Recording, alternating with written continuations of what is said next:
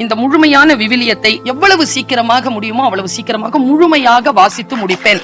நீங்க ஏன் கை தட்டுறீங்க தெரியுமா?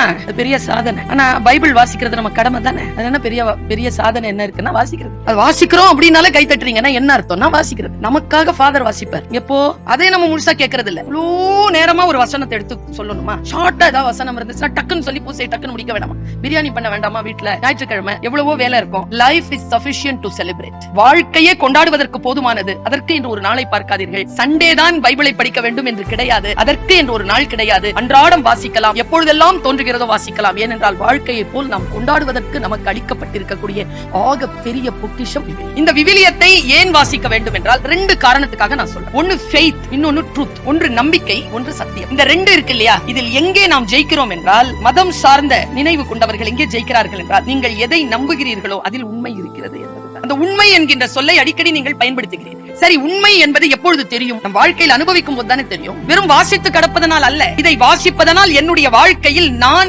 இன்றைய நாளை நான் கழிப்பதற்கு இந்த வாசிப்பு எனக்கு துணை புரிகிறதா? என் அன்றாட வாழ்க்கையில் இது எனக்கு அப்ளிகபிளா இருக்குதா? இல்லனா 2000 வருஷத்துக்கு முன்னால வந்தது இல்லையா, அந்த மக்களுக்கானது மட்டுமா? இல்லை, இது இந்த காலம் அல்ல. நீங்கள் எல்லாம் நம்புகிறீர்களே, கிறிஸ்து வருகின்ற வரைக்கும் நாம் எல்லோருக்குமான ஒரு பொதுமறை நூலாக இது நமக்கு வழங்கும். இதை வாசிப்பதற்கு எந்த மதத்தையும் சார்ந்திருக்க வேண்டிய அவசியம் இல்லை என்கின்ற கொள்கையிலே பிடிப்பாக இருப்பவள் நான். ஏனென்றால் விசுவாசத்தை கடந்து இதில் சொல்லப்பட்டிருக்கக்கூடிய பேர் உண்மைகளை, வாழ்க்கையின் ரகசியங்களை நான் வாசிக்கின்ற பொழுது மெய் சிலிர்த்து போகிறேன். இது மதம் பரப்புவதற்கான பேச்சே கிடையாது. நான் ஒன்றை வாசிக்கிறேன் பாருங்க. ஃபெய்த்ங்கிறது வேற, ட்ரூத்ங்கிறது வேறன்னு சொன்னா புரிஞ்சுக்கோங்க. கல்வி என்பது வேறு, அறிவு என்பது வேறு.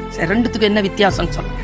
படிப்பு என்பது வெளியிலிருந்து உட்செல்வது, அறிவு என்பது உள்ளிருந்து வெளிப்படும். இது கரெக்டா உள்ள போச்சுன்னா இது என்ன பண்ணும்னா உள்ள இருக்க அறிவை வெளியில கொண்டு வரும். அதுக்குதான் படிப்பு. உதாரணத்துக்கு சொல்றேன், வீட்டுல மோட்டர் இருக்கா, ஸ்டக் ஆயிடுமா? ஆகும். அப்பா என்ன பண்ணுவார்? அப்படி அதுக்கு மேல தண்ணி ஊத்துனா பத்தி எரியும். என்ன பண்ணுவார்? ஃபர்ஸ்ட் கார்க்கெட் திறந்து சொம்பு தண்ணி எடுத்துட்டு வந்து ஊத்துவாரா? ஊத்தி என்ன பண்ணுவார்? பிரஷர் கொடுப்பாரா? பிரஷர் கொடுத்துட்டு மோட்டர் போட்டுருவார். மோட்டர் ஆஃப் பண்ணிட்டு தண்ணி ஊத்துவார். பிரஷர் கொடுத்து மோட்டர் போடுவார். அப்ப என்ன ஆகும்?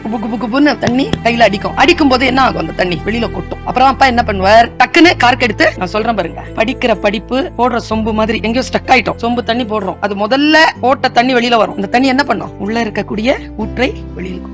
இதுதான் வேதம் செய்யும். நீங்கள் வாசித்தால் உங்களுக்குள்ளே இருக்கக்கூடிய ஞானத்தை அது வெளியில் கொண்டு வரும். அந்த ஸ்ரத்தையோடு நீங்கள் வாசிக்கிறீர்களா? எனக்கு எங்க தெரியுமா சந்தோஷமா இருக்கு இந்த வேதங்களை பற்றி பேசுகின்ற பொழுது. இயேசு கிறிஸ்து மெசேஜும் அவர்தான், மெசேஞ்சரும் அவர்தான். இயேசு கிறிஸ்து அப்படிதான். He is the message and he is the messenger. அவர்தான் அங்கிருந்து நமக்கு மெசேஜ் கொண்டு வந்தார். இரண்டையும் சேர்த்து வைத்திருக்கக்கூடிய ஒரு அற்புதமான வாய்ப்பு நமக்கு இருக்கிறது. அப்படிங்கறதே முதல்ல நம்ம நம்ப மாட்டேங்கிறோம். வெறும் ஃபெய்த் மட்டும் தான் வச்சிருக்கோம். உள்ளுக்குள்ள ஒரு ட்ரஸ்ட் வை, அந்த ட்ரூத் மேல ஒரு ட்ரஸ்ட் வை. வெச்சு ஒரு வார்த்தையை படிச்சு பாருங்களேன். நான் சொன்னேன்னா, மகிழ்ச்சி என்பது வேறு, ஆனந்தம் என்பது வேறு. மகிழ்ச்சி என்பது வெளியிலிருந்து உட்செல்வது, ஆனந்தம் என்பது உள்ளிருந்து வெளி. பல நேரங்களில் வெளியிலிருந்து உள்ள போறதுக்காகத்தான் துடிச்சுக்கிட்டு இருக்கோமே தவிர